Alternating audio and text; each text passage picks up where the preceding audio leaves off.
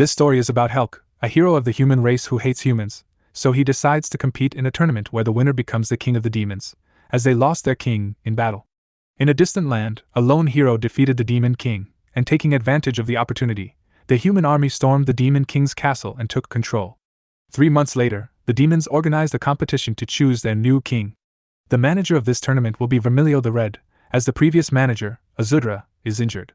She meets Han, the tournament's deputy director, who informs her that the preliminary rounds of the tournament ended yesterday. To catch Vermilio up, Han shows her some recordings. The average level of the participants is 45, a record in the Demon Kingdom. Vermilio remarks that with warriors of that level, they could even claim human lands.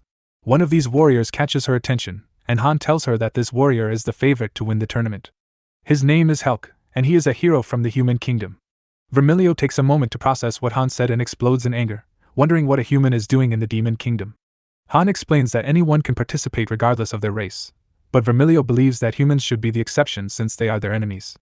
Han tries to convince her by showing a recording in which Helck exclaims his hatred for humans and his desire to destroy them all. However, Vermilio believes he is faking it, but Helck has signed a magical contract that prevents participants from harming those outside the ring. Vermilio suspects that Helck is using this contract to slowly and surely massacre the other participants in one-on-one battles, as these participants are the demons with the most potential to become the next demon king. However, Helck doesn't kill the participants and is friendly with them after the fights. Despite this, Vermilio still suspects that Helck must have a hidden motive, and she believes that the citizens of the demon kingdom would not accept a human as their king. Seconds later, the entire stadium cheers for Helck. Apparently, they don't care that he's a human. Vermilio angrily shouts that they are all fools without a sense of danger and sets out to eliminate Helck from the tournament herself. However, Helck's combat level is 99, while Vermilio's is 78, and the other demons are weaker than her, which infuriates her even more. Han then proposes an idea to eliminate Helck from the tournament. Since they can't defeat him in combat, they will change the tournament format, and now the competition will involve building a tower with cards. The first one to complete it will be the winner, and they will give Helck slippery cards to ensure his elimination. Later, we are introduced to Asta, a demon with a spy level of 55, who is sent by orders of Vermilio to gather information about Helck in the human kingdom. The place she arrives at is completely empty. The story continues with the card tower building competition. Helck can't even place the first 2 cards because they are made slippery, but after several failed attempts, he decides to improve his focus. He knocks down the cards of the other participants just by moving, and with more concentration, he manages to build the tower in just a few seconds. This causes a discussion because Helck knocked down the other participants' cards.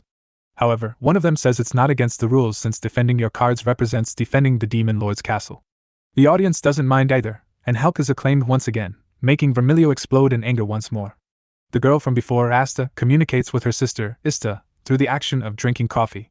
This is a special Type 2 ability that activates only under certain conditions, in this case, drinking coffee. Asta says she has discovered several things about Helck, but first, she wants to know how the tournament is going. Helck wins a game of what appears to be chess, and then they try to eliminate him with a sculpture duel, giving him a rusty knife, but this doesn't work either. In a cooking competition, they give him a child's apron, and this time Vermilio will be among the judges to give Helck a score of 0. However, the dessert is so delicious that even she can't lie and gives him a 10, which allows Helck to advance to the semifinals. Upon returning from her failed attempt to eliminate Helck, Vermilio comes across a poster showing several fighters, and she asks Han why none of them participated in the tournament. Are they just models? Han replies that the fighters in the poster were the favorites to win the tournament, but Helck easily eliminated them in the preliminaries.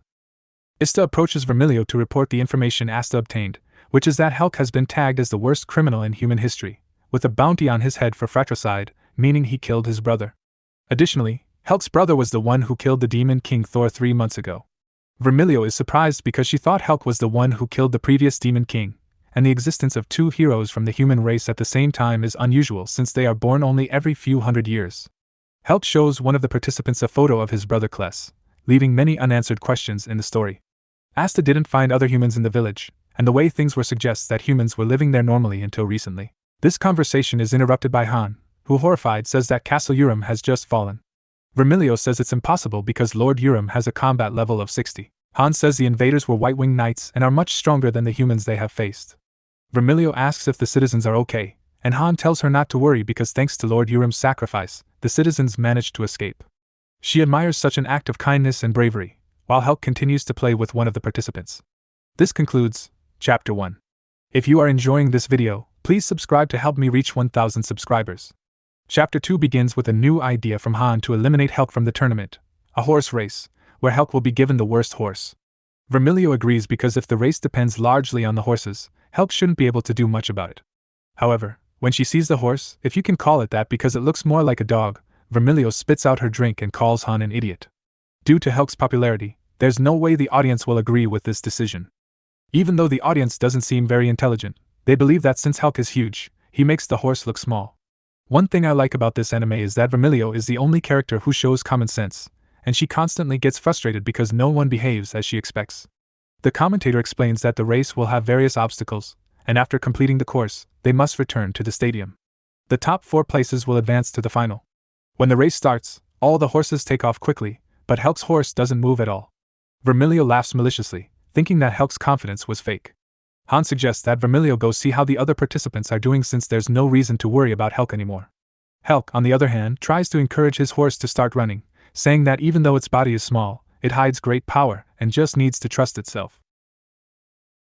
Meanwhile, some of the other participants are being knocked down by the race's obstacles, but 2 of them pass through them without difficulty, Hyura and Kenrose. According to Han, one of these 2 will be the next Demon King. Suddenly, Helck starts to catch up in the race, and Vermilio and Han can't understand how he can go so fast with that horse. The answer is simple: he's not even on the horse. Vermilio shouts for him to be disqualified since it's a horse race, and he shouldn't run on foot. However, Han tells her that falling off the horse isn't a reason for disqualification, and she shouldn't worry because there's still the obstacle course ahead. Nevertheless, Helck easily breaks through the traps with his fists. As a last resort, they decide to use explosives and cover the bridge with oil. Han gives the order to his workers, but they are incompetent, and one of them slips, causing the others to drop the explosives. Han says it's still fine because without the bridge, Helck won't be able to cross. However, Vermilio tells him he's an idiot since Helck doesn't need a bridge to cross. She's proven right when Helck makes a leap to the other side and then starts running while carrying his horse to surpass the favorites, Hyura and Kenrose. At least he didn't leave the horse behind and brought it to the finish line. Kenrose jumps off his horse and tries to catch up with Helck by running, showing that he is extremely fast. Kenrose can't believe he lost the race to Helck, and Helck responds that if he had run at maximum speed from the beginning, he would have undoubtedly won. As always, Vermilio is angry about not being able to eliminate Helck, but her anger is interrupted by Ista, who brings a new report. She tells her that there are no signs of the enemy preparing to attack Castle Urim, and there were no humans, only winged knights. Han asks who these winged knights could be that defeated Lord Urim. Vermilio replies that it's not clear, but the only thing they know for sure is that they came from the human kingdom. She wants to send troops to eliminate the winged knights, but it would leave the kingdom unprotected from Helck. For now, the knights are the least of their worries. A few minutes later, the intended tournament manager, Azudra, arrives. Vermilio tells him that she replaced him because he was injured, but he sounds very elegant. He responds that people always exaggerate, as he feels fine and has an idea to deal with both Helck and the winged knights at the same time. However, before he can reveal his idea, he starts vomiting blood and falls to the ground. Vermilion tells him to go rest, but Azudra asks that his idea be heard. He proposes that as the final event of the tournament, they send the participants to Castle Urim, and whoever defeats the leader of the winged knights will be the winner and crowned as Demon King.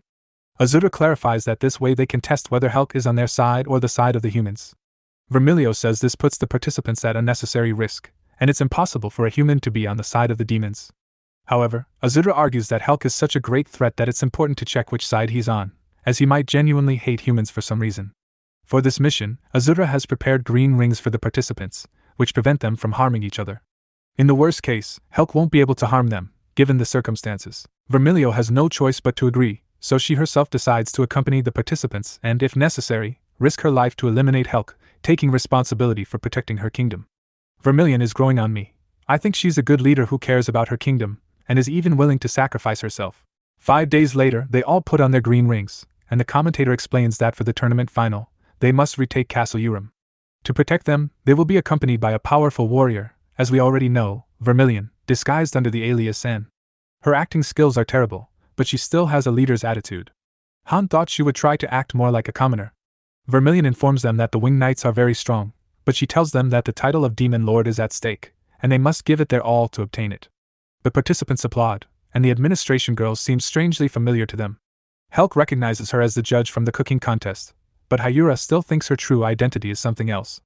Helck extends his hand to Vermilion in a friendly manner, and although reluctantly, she has no choice but to shake hands with her worst enemy. I must admit this scene was quite heartwarming. And here ends Chapter 2. There were several things to explain, and the video ended up being a bit long even though I only summarized 2 chapters. If you want me to continue with more chapters in a second part, subscribe and comment. Thanks for watching the video until the end.